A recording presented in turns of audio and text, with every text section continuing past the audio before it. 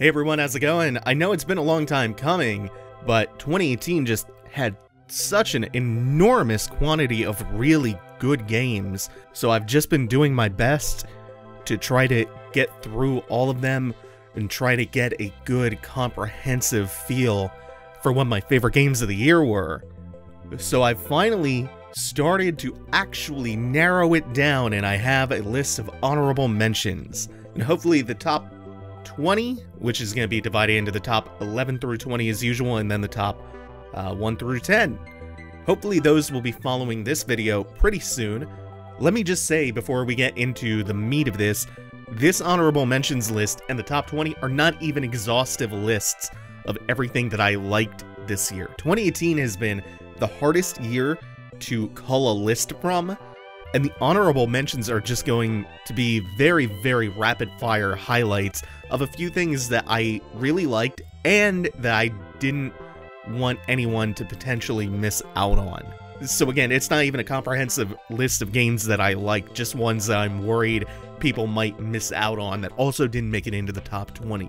This is also going to be a lot more informal than the top 20 videos, which I hope, again, will be coming soon. First of all, let's get into it with HQ Trivia. I couldn't put this on the 2018 list because it technically came out in 2017, I think, but only came to Android last year. So I love trivia games. This is a twice daily one that offers actual cash prizes, which makes it all the more fun to compete against hundreds of thousands of other people. And on the topic of phone games, please check out Florence. It's a beautiful hand-drawn story about all facets of love, including growing distant from your partner.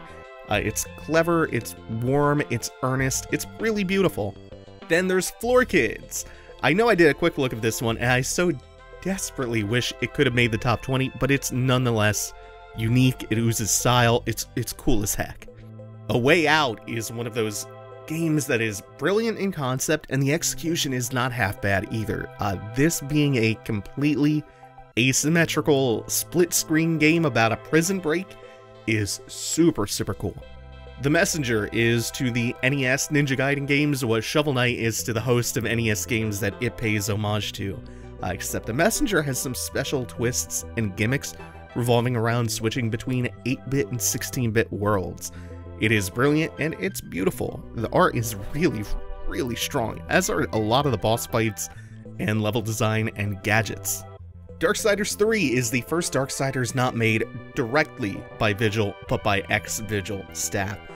Not including Joe Mad, however.